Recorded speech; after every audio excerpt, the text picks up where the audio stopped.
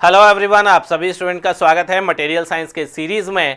आज के सेशन में स्टूडेंट हम लोग बात करेंगे फिजिक्स के सेकंड लॉ के सॉल्यूशन के बारे में for a semi infinite solid, जिसे कि हम लोग सेमी इनफाइनाइट स्लैब या रॉड या बार भी कहते हैं। ओके, तो semi infinite solid, rod, slab या बार आखिरकार होता क्या है? कैसे सॉलिड को हम सेमी इनफाइनाइट सॉलिड कहेंगे या कैसे रॉड, स्लैब या बार को हम सेमी इनफाइनाइट रॉड, स्लैब या बार कह सकते हैं?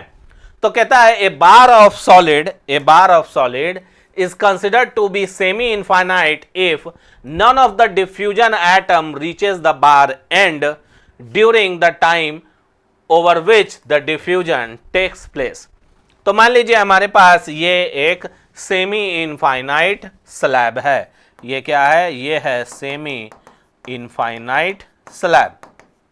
अब इस स्लैब को हम सेमी इनफाइनाइट तब कहेंगे जब मान लेते हैं कि इस सरफेस से डिफ्यूजन शुरू हो रहा है, यहां से डिफ्यूजन शुरू हो रहा है ना, यहां से डिफ्यूजन शुरू हो रहा है, यानी कि यहां से एटम जो अदर मटेरियल का है ना, अदर एटम जो है, जो फॉरिजन एटम है, वो यहां से इंटर कर रहा है।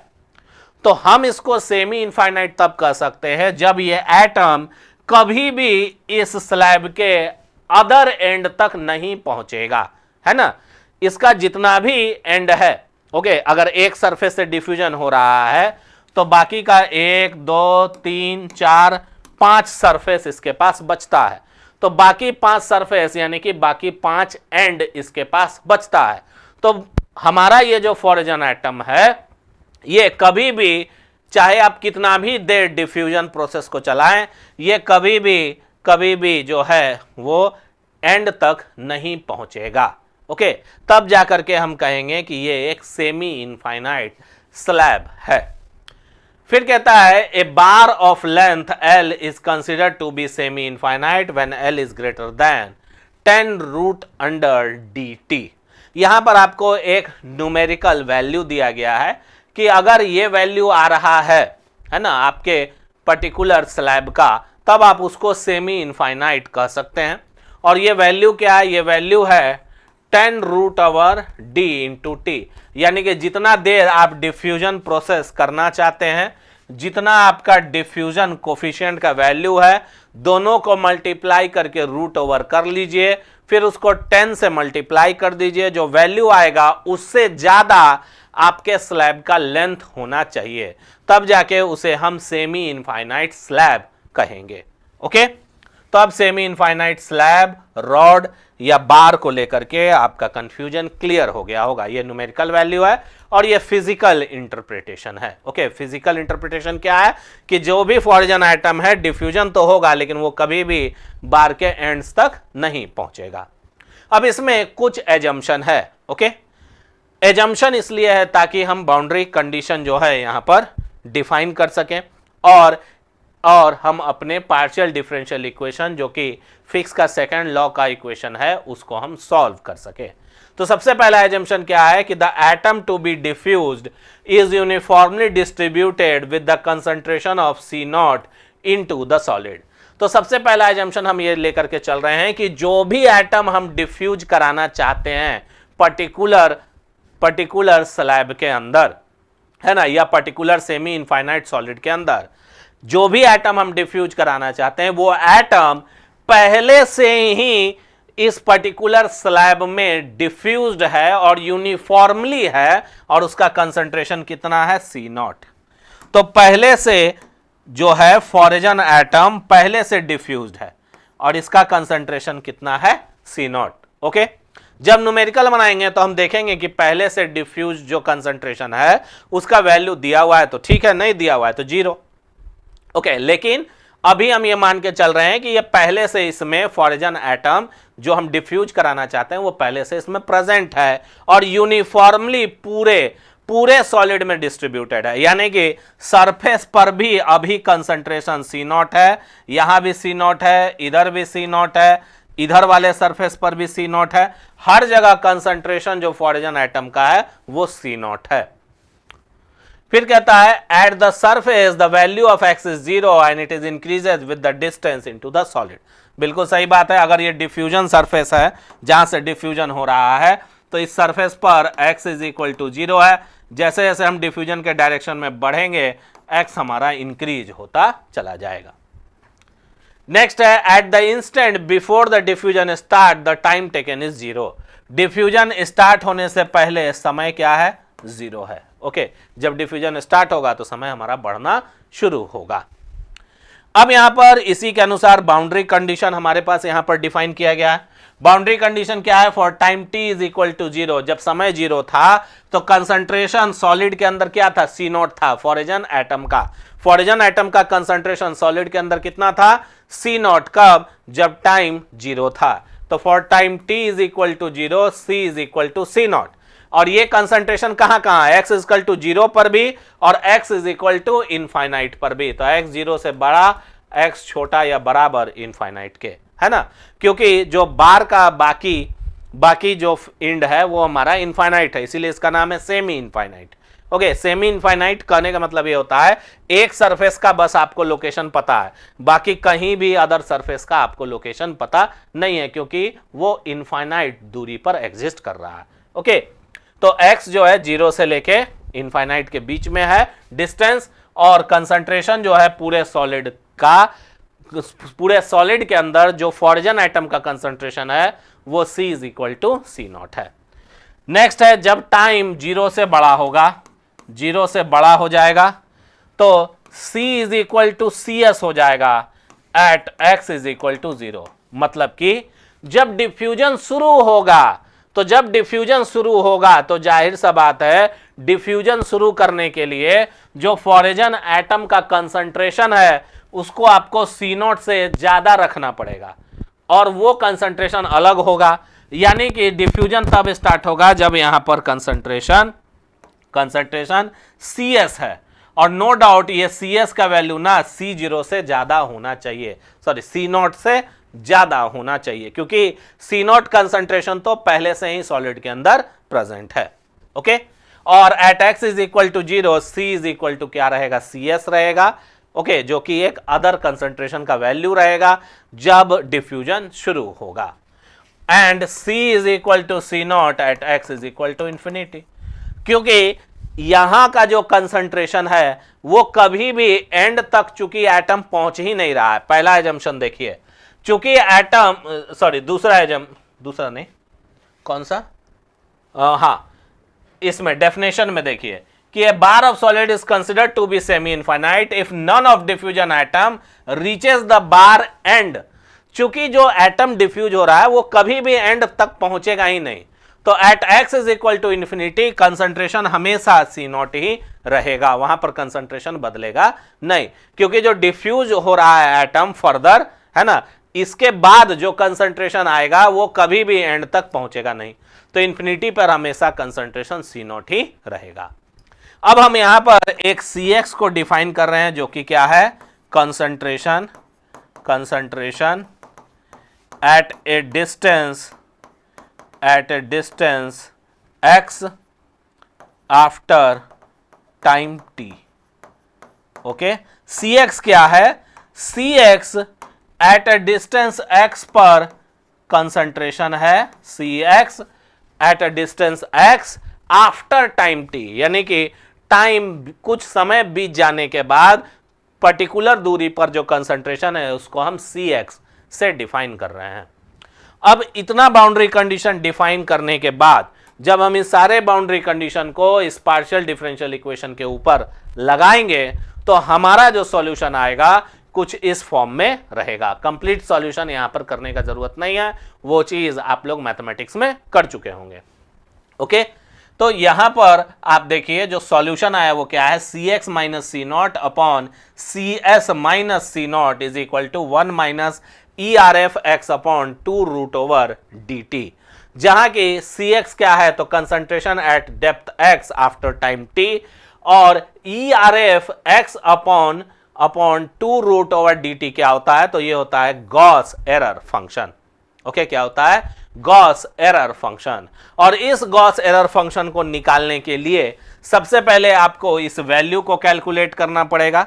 तो मान लीजिए ई आर एफ जेड को हम लिखते हैं, ई आर एफ जेड लिखते हैं इसको, sorry, E R F x upon 2 root over D T is equal to E R F Z, जहाँ z is equal to X upon 2 root over D T होता है।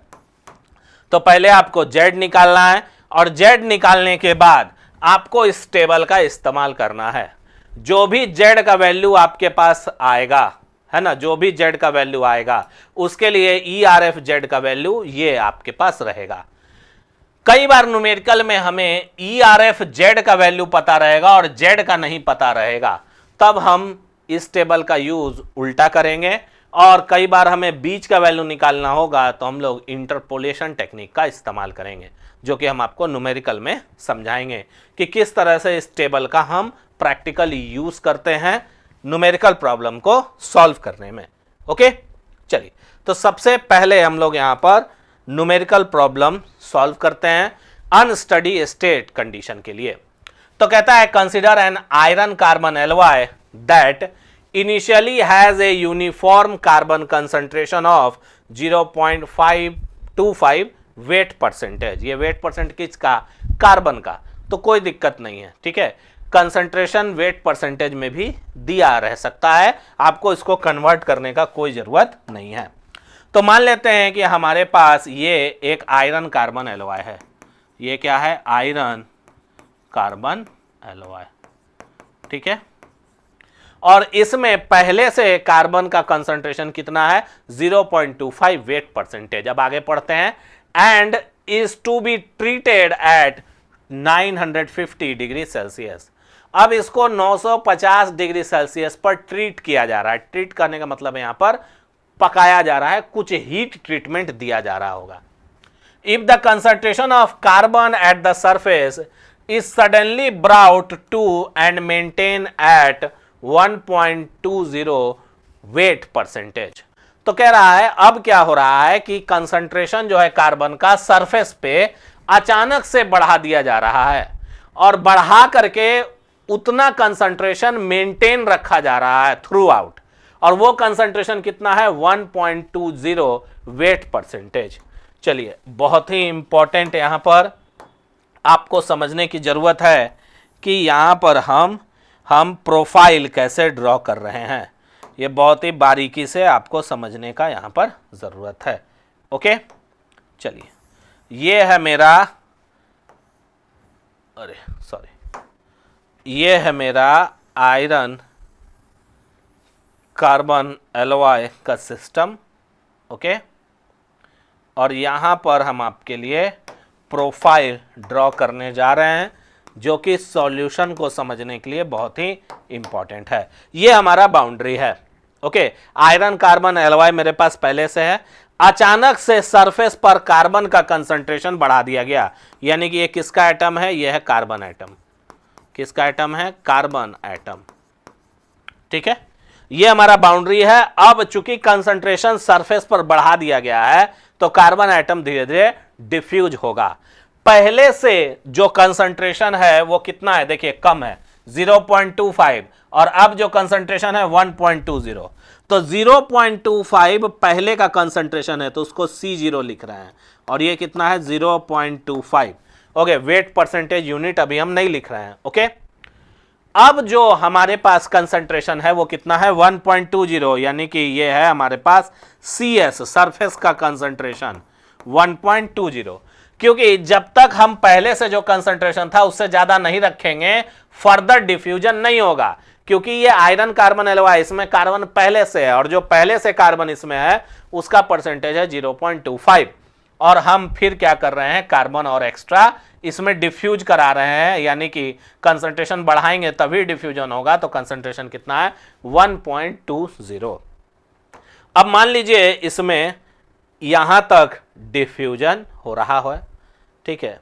Time t बीतने के बाद मान लेते हैं कि यहां तक डिफ्यूजन हुआ होगा, ठीक है। कुछ भी मान लेते हैं, कोई भी डिस्टेंस आप ले सकते हैं, कोई दिक्कत नहीं है। ओके, हम इतना ले लेते हैं, कोई इशू नहीं है, ठीक है। आगे पढ़ते हैं क्वेश्चन को।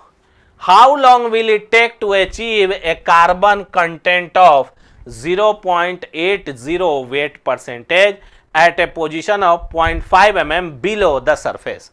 तो चूंकि हम इधर से डिफ्यूजन करा रहे हैं तो हम इधर से देखेंगे सरफेस के अंदर, अगर ऊपर से करा रहे होते तो ऊपर से देखते हैं।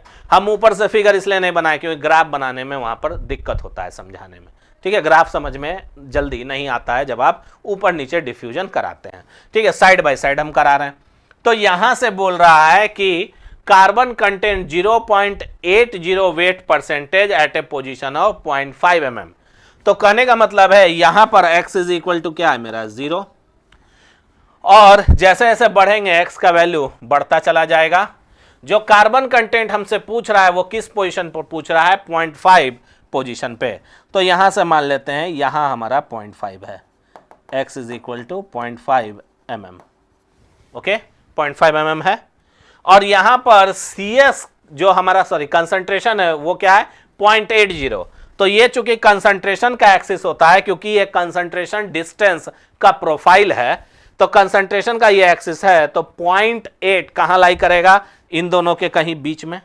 तो मान लेते हैं ये हमारे पास CX which is equal to 0.80। CX क्यों, क्योंकि at a distance of x ये हमको मेंशन किया है और x डिस्टेंस यहां पर दिया है 0.5 mm, ओके। अब यहां पर प्रोफाइल देखो, सबसे पहले तो डिफ्यूजन कुछ ऐसे शुरू होगा, ओके। और ये समय के साथ नो डाउट प्रोफाइल बदलता चला जाएगा, ठीक है। तो इसमें डिफ्यूजन का प्रोफाइल अभी हम मान लेते हैं ये है एट ए डिस्टेंस 0.5। ये यहां पर जो हमारे पास कंसंट्रेशन है, यहां पर यही है हमारा कंसंट्रेशन 0.80। कितना है कंसंट्रेशन 0.80। हमसे पूछा क्या है, हमसे पूछा है कितना समय लगेगा, कितना समय लगेगा। तो ये प्रोफाइल समझ में आया, ये प्रोफाइल हम अभी बना रहे हैं time t is equal to 0 पे, ठीक है। Time t is equal to 0 पे, या समझ लीजिए कि ये डिफ्यूजन हो जाने के बाद का, ठीक है, कंप्लीट डिफ्यूजन हो जाने के बाद का हम यहाँ पर प्रोफाइल बनाए कि कुछ ऐसे डिफ्यूजन हुआ होगा और इस डिस्टेंस पर कंसंट्रेशन 0.80 हमको चाहिए, ओके। आप ऐसे समझिए ज़्यादा बेहतर रहेगा। ये डिफ्यूजन हो जाने के बाद का हम प्रोफाइल यहाँ पर बनाए हैं, ठीक है। तो डिफ्यूजन हो जाने के बाद जो हमारा x डिस्टेंस पर डिफ्यूजन चाहिए, हमको कितना चाहिए 0.80। अब हमको क्या करना है, टाइम निकालना है, ओके। तो टाइम को अब हम यहाँ पर कैलकुलेट करेंगे। तो सबसे पहले लिखेंगे यहाँ पर लास्ट में दिया हुआ है the diffusion coefficient of carbon in iron at this temperature is 1.6 into 10⁻⁻11 metre square per second, यानी कि D जो है 1.6 into 10⁻11 metre square per second है। और कह रहा है कि assume that the steel piece is a semi infinite piece है, ओके। ये मेंशन किया हुआ है। तो सॉल्यूशन में हम लोग लिखेंगे कि for unsteady state condition the second law of diffusion is given by curl C by curl T is equal to curl square C upon curl X square, and the solution for this equation for a semi infinite solid is given by क्या होगा यहाँ पर हमारे पास solution CX minus C0 बटा में CS minus C0 1 minus ERF X upon 2 root over DT, okay. ये है हमारे पास सॉल्यूशन। अब हमको करना क्या है, कुछ नहीं, हम लोग क्या करेंगे सॉल्यूशन में पुट कर देंगे, है ना।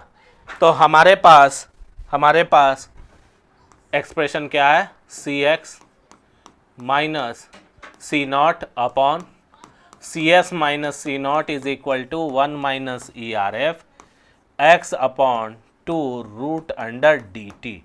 और हमें क्या निकालना है, टाइम, यानी कि ये समय। सी एक्स का वैल्यू यहाँ पर देखेंगे, सी एक्स क्या है, सी एक्स ये है 0.80, तो यहाँ पर लिखेंगे 0.80 माइनस सी नॉट, सी जीरो बार बार बोल रहे हैं, सॉरी, सी नॉट 0.25 अपॉन सी एस 1 पॉइंट कितना था, सरफेस पर कंसंट्रेशन 1.20 माइनस 0.25 का whole which is equal to 1 minus E R F. X कितना है, 0.5 mm, तो 0.5 mm को कन्वर्ट करिएगा तो 10⁻³ मीटर आएगा अपॉन 2 रूट ओवर डी को हम अलग कर लेते हैं, तो रूट ओवर डी क्या है 1.6 इंटू 10⁻11, तो 1.6 इंटू 10⁻11 और इंटू रूट टी हम यहां पर कर ले रहे हैं विच इज इक्वल टू, अब इसको हम यहां पर सॉल्व करेंगे तो ये आएगा 1 माइनस ई आर एफ। ठीक है, अब देखिए नीचे वाले को और ऊपर वाले को सॉल्व करेंगे। ठीक है, तो नीचे आएगा 5 इंटू 10⁻⁻4 और नीचे आएगा आपके पास 8 into 10⁻⁻6 into root over t. Okay, ऊपर क्या आएगा 5 इंटू 10⁻⁻4 और नीचे आएगा 8 इंटू 10⁻⁻6 रूट ओवर टी। इधर आते हैं 0.80 माइनस 0.25, तो ये हो जाएगा 55 यानी कि 0.55 और 120 में से 25 गया तो 20 उधर चला जाएगा और 5 और जाएगा तो ये बचेगा 0.95, है ना ये। ओके, ये हो गया।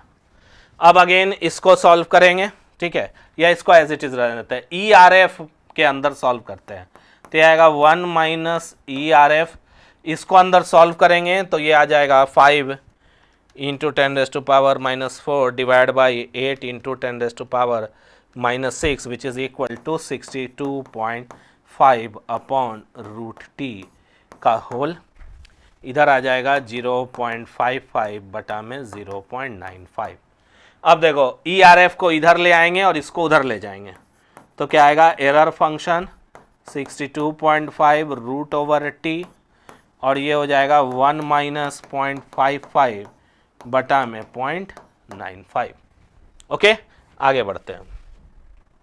ठीक है, आगे बढ़ेंगे।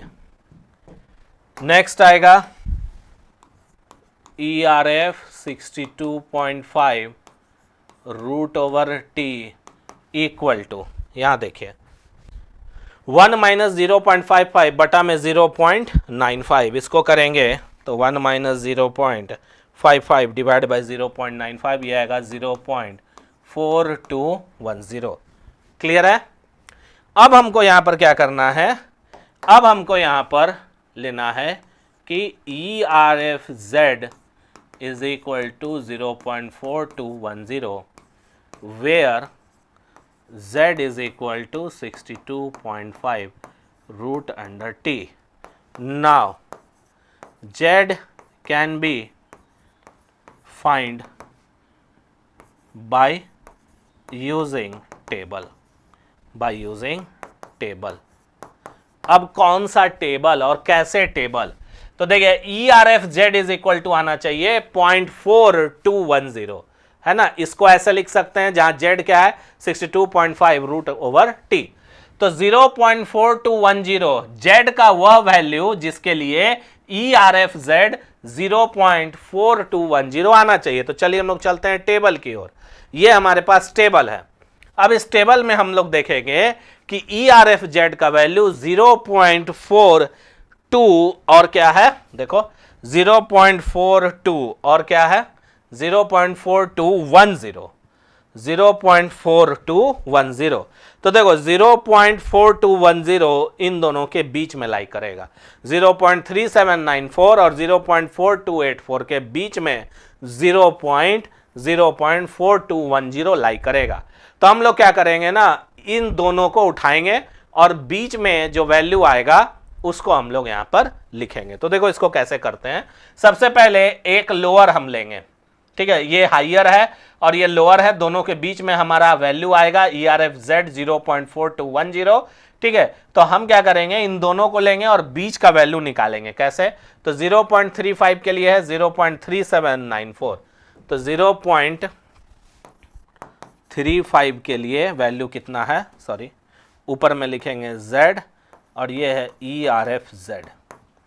तो 0.35 के लिए जो वैल्यू है वो कितना है, वो है हमारे पास 0.3794। कितना है, 0.3794। हमको यहां पर का Z चाहिए और ERFZ का वैल्यू मेरा कितना है, 0. इसको येलो से करते हैं, 0.4210 और आगे बढ़ेंगे, आगे है यहाँ पर 0.40 और उसके लिए वैल्यू कितना दिया हुआ है, उसके लिए वैल्यू कितना दिया हुआ है, तो उसके लिए अगर हम वैल्यू देखेंगे, उसके लिए अगर हम वैल्यू देखेंगे तो हमारे पास है 0.4284, तो 0.4284, 0.4284। हमें ये Z चाहिए जो कि इन दोनों के बीच का वैल्यू है, ठीक है। ना हमको ये चाहिए ना हमको चाहिए, हम इसके लिए Z का वैल्यू हमें चाहिए। तो यहां पर लगाएंगे इंटरपोलेशन। क्या लगाएंगे, इंटरपोलेशन, ठीक है। तो अप्लाइंग इंटरपोलेशन। इंटरपोलेशन कैसे लगाते हैं, जो वैल्यू हमको चाहिए उसमें एक प्रीसीडिंग वैल्यू को घटा देते हैं। यहां भी जो वैल्यू मेरे पास है उसमें एक प्रीसीडिंग वैल्यू को घटाएंगे। तो सबसे पहले लिखेंगे Z माइनस 0.35 इक्वल टू, इधर लिखेंगे 0.4210 माइनस 0.3794, इधर भी डिवाइडेड बाय, इधर भी डिवाइडेड बाय। फिर क्या करेंगे, जो ये बड़ा वाला वैल्यू है सबसे नीचे वाला, इसको घटा देंगे और यहां भी जो सबसे नीचे वाला है उससे इसको घटा देंगे। यानी कि डिनोमिनेटर में इधर लिखेंगे 0.40 माइनस 0.35 और इधर लिखेंगे 0.4284 माइनस 0.3794। ओके, अब यहाँ पर जब हम सॉल्व करेंगे तो यहाँ आ जाएगा 0.4210 माइनस 0.37, ये आ जाएगा 0.0416 बटा में 0.42 माइनस इतना, ये आ जाएगा 0.049, इधर आ जाएगा Z माइनस 0.35 अपॉन ये है 0.40, ये आ जाएगा 0.05।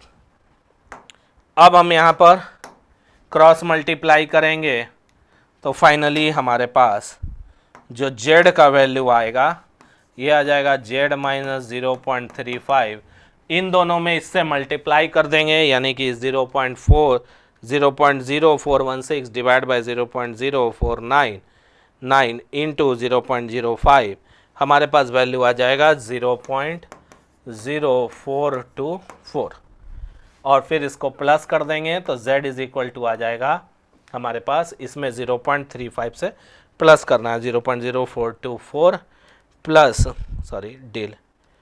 प्लस 0.35, तो ये आ जाएगा 0.3924। तो यहाँ से हमारे पास आ गया Z का value.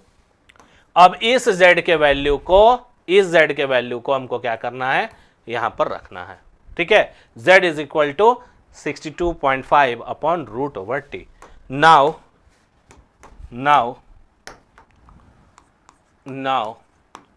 Z is equal to 62.5 root over T.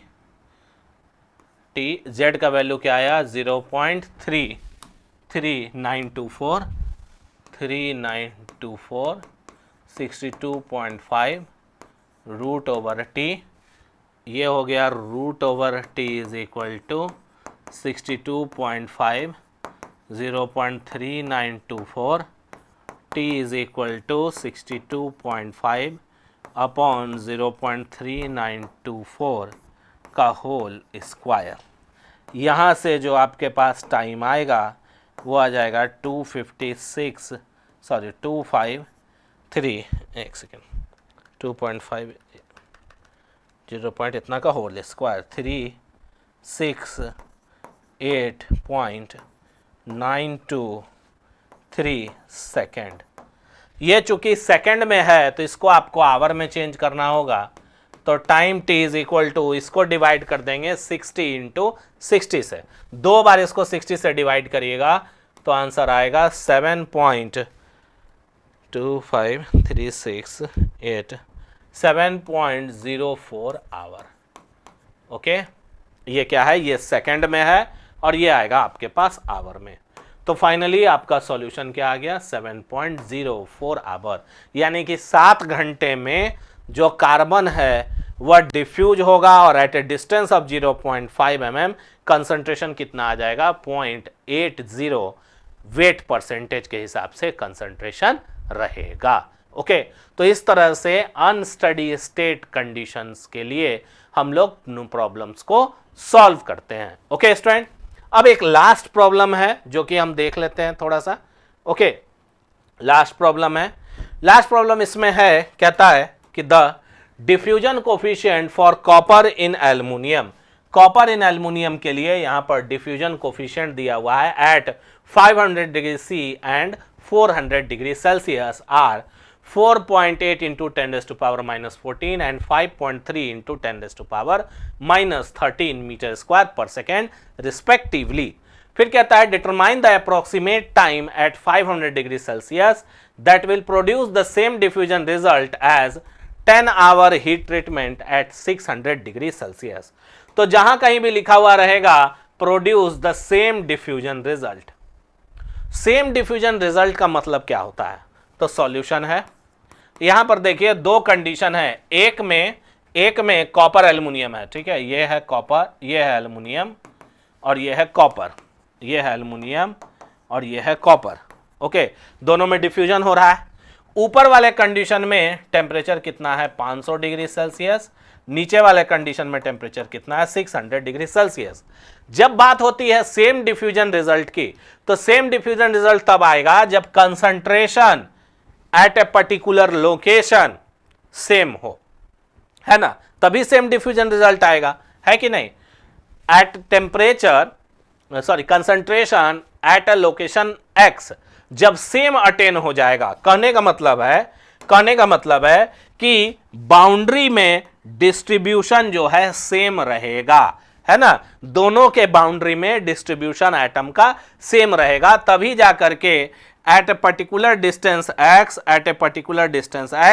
Concentration, अगर इसका कंसंट्रेशन Cx है तो इसका कंसंट्रेशन भी Cx रहेगा, यानी कि दोनों में जो Cx का वैल्यू है वह कांस्टेंट होगा और जो x है वो भी कांस्टेंट हो जाएगा। तो यहां पर लिखेंगे सॉल्यूशन में कि since the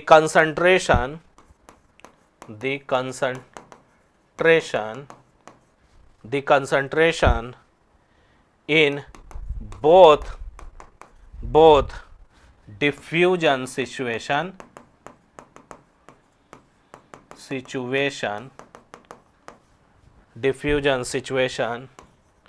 will be equal at the same location, at the same position, comma, thus in equation Cx minus C naught upon Cs minus C0 1 minus ERF x upon 2 root under dt का whole, okay, 2 root under dt का whole. इस particular equation में 10 in equation इतना, the value of Cx minus C not upon Cs minus C0 is equal to constant, आगे 10 1 minus ERF x upon 2 root under dt is equal to constant 10 ERF x upon 2 root under dt is also equal to constant since x upon 2 root under dt is dimensionless parameter यानी कि इसका कोई unit नहीं है, इसका कोई particular unit नहीं होता है। ओके, इसीलिए ये भी क्या होगा, कांस्टेंट हो जाएगा, कांस्टेंट। ओके, और इसका मतलब है x square by d T is equal to constant. आगे चलेंगे। Next, since in given condition x is also a constant, या आप लिख सकते हैं सेम। ओके, x क्या होगा, दोनों में सेम रहेगा। 10 dt is equal to constant. तो हमारे पास क्या आया, dt आ गया कांस्टेंट। ओके, अब इस प्रॉब्लम को आसानी से सॉल्व कर लेंगे।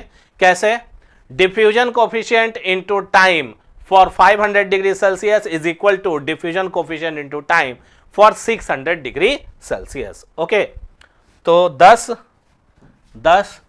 हम यहां पर लिखेंगे 10 d into t for 500 is equal to d into t for 600।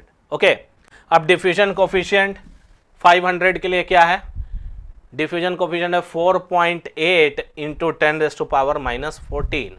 तो 4.8 इंटू 10⁻⁻14 और इंटू टाइम टी हमको निकालना है, विच इज इक्वल टू 600 के लिए क्या है, 600 के लिए है हमारे पास 5.3 इंटू 10⁻⁻13, 5.3 इंटू 10⁻⁻13 इंटू 10 आवर है, क्या है 10 our.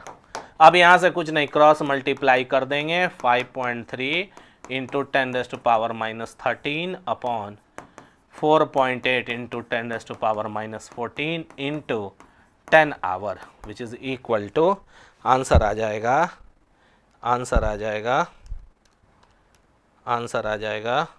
5.3 into 10⁻⁻13 which is equal to divide by 4.8 into 10⁻⁻14 which is equal to 11.0416 into 10 hour, which is equal to 11.0416 into 10, which is equal to 110.4 hour. तो ये आ गया समय, यानी कि जब टेम्परेचर 500 डिग्री सेल्सियस होगा तो समय 110 घंटा लगेगा, जबकि जब टेम्परेचर 600 डिग्री सेल्सियस था तो समय 10 घंटा लग रहा था फॉर सेम डिफ्यूजन रिजल्ट। तो सेम डिफ्यूजन रिजल्ट कहने का मतलब है जो Cx का वैल्यू है at a particular distance x हमेशा सेम रहेगा दोनों ही कंडीशन में, यानी कि दोनों ही कंडीशन में जिस x पर Cx का वैल्यू यहां पर आएगा उतना ही x पर Cx का वैल्यू यहां पर भी सेम रहेगा। ओके स्टूडेंट, तो आज के सेशन के लिए इतना ही। वीडियो को लाइक करते रहिए, चैनल को सब्सक्राइब करते रहिए ताकि इसी तरह से मैं आपके लिए वीडियो बनाता रहूं। Thank you very much.